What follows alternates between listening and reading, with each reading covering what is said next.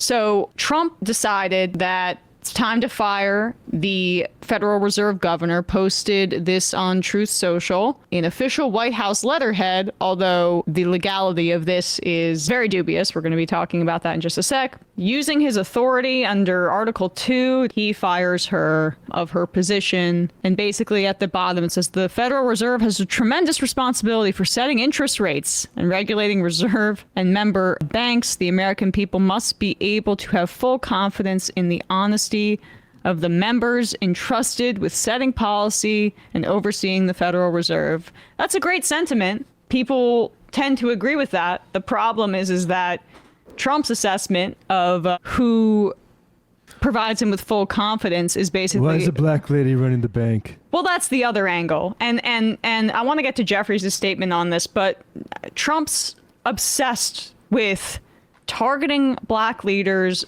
black women in prominent roles in civil service. Lisa Cook is the latest, but prior to this, he went after Carla Hayden, who was the Librarian of Congress, and fired her, and Gwen Wilcox, the NLRB member, which her firing has prevented the National Labor Relations Board from reaching a quorum, effectively allowing the court system or the arbitration system set up to not function so that employers can union bust without recourse.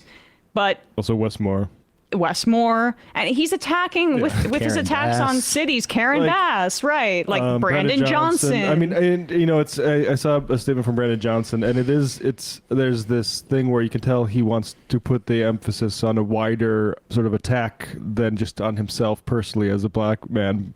I think that's a good instinct to do, because I think everyone needs to see like the implications of this. But it is also just patently obvious that Trump is singling out black leaders. It's two-bit Klan shit, and it's from Shadow President Stephen Miller and Donald Trump with the auto Sharpie. Like, we should start using that. Trump's a big-time racist, too. Trump's a big-time racist, doesn't need Miller to... But we'll show later how he's being just handed executive orders. I mean, the pitch time for these actions must be 15 seconds before he gets on board with it. He's the finding of these folks and singling of them out feels very Stephen Miller to me. But Trump is overall just really pissed because interest rates remain high. And as a recap for people, interest rates in the immediate aftermath when COVID hit were like, they dropped them down to basically 0% because the economy had slowed so much that they wanted to heat it up. But since really early 2022, the Fed has been raising interest rates to combat inflation. Now, COVID did cause inflation. There were shocks and disruptions to the supply chain because of this global pandemic that meant that there were work stoppages. Obviously, millions of people died. There had to be precautions, so work slowed, and there were bottlenecks, and prices went up because we had issues on the supply side. But when those were corrected, 2-3 years later, prices stayed high.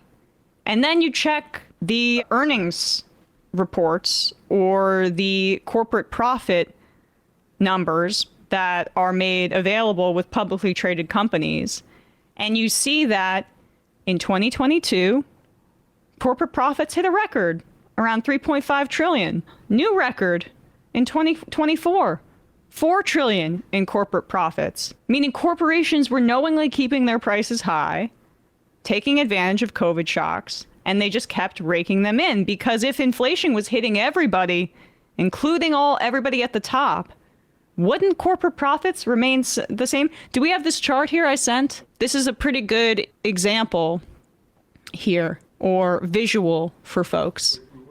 I sent this in Slack, but it's a chart with purple bars from Sherwood. Oh, here it is.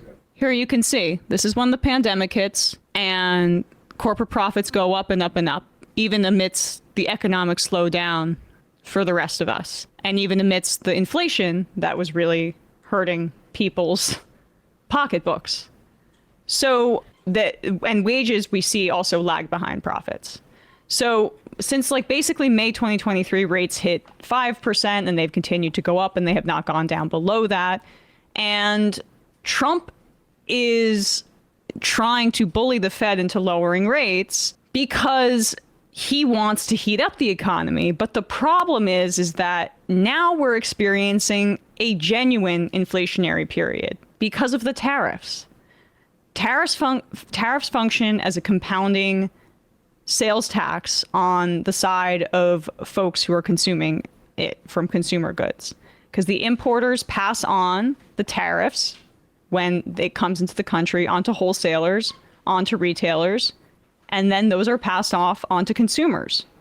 So the Fed does have a legitimate reason to be cautious about reducing rates here as we get dire economic numbers for the past 3 months, and we're seeing a potential recession on the horizon. So the stock market responded really poorly last night to the firing, his announcement that he says he's firing Lisa Cook. The dollar keeps falling, etc. Because again, if you can't trust central bank independence and things like employment data, why would people want to invest in the United States economy? And the law also says Trump can't do this. So Fed governors are supposed to only be able to be removed for cause. Now Trump is making up a cause, accusing her of being fraudulent because she has 2 primary residences. You know, Republicans would never have multiple homes, right? She's got a condo in one place and then a house in another. She's refusing to resign, as she should. This was the statement that she put out last night in response. President Trump reported to fire me for cause when no cause exists under the law, and he has no authority to do so. I will not resign. I will continue to carry out my duties to help the American economy, as I've been doing since 2022. She's right that he can't do so, but that's the pretext, is that she has a home in Michigan and a condo in Atlanta. And she described both as a primary residence. This is a little bit suspicious, living in Atlanta. If this is such a criminal act by her, then press charges. They don't have charges that they're filing because he's just throwing this out there. It's a pretext. Yeah. Same thing he did to Adam Schiff and Letitia James too. It's like one of his moves. Exactly. And Trump, and he never, of course, the hypocrisy of it, it's almost like not worth going over. Like, Trump goes after mail-in voting. He voted by mail in Florida. He's been driven after illegal immigration. He uses immigrant, illegal, undocumented labor for his literal, most famous tower. Yes. So, and wife. Right. Forgot about that. So, just it's insane. It seems like he's not going to be able to legally do it, although he will try. But again, this is all because he wants Jerome Powell to lower interest rates. Yep. And in part, this is another embarrassment to America and how we don't have a functioning state. Because like Emma said, the inflation that we saw around COVID was around things that should have been dealt with through different mechanisms than raising interest rates, like price controls and that sort of thing. Exactly. But we don't have a government that can do that. So just like after the financial crisis, where it was sort of the opposite issue, where we actually had a lot of leeway to lower rates to maybe negative interest rates. And that ended up instead, and that was to address the massive financial crisis. What should have been done was Congress paid for people to stay in their houses, not giving a whole bunch of money for speculators to play with, hoping that it would all balance out in the end. And instead what we got was, the Silicon Valley bubbles, the giant banks, the too big to fail. Remember when that phrase was in the lexicon? Anyone remember that?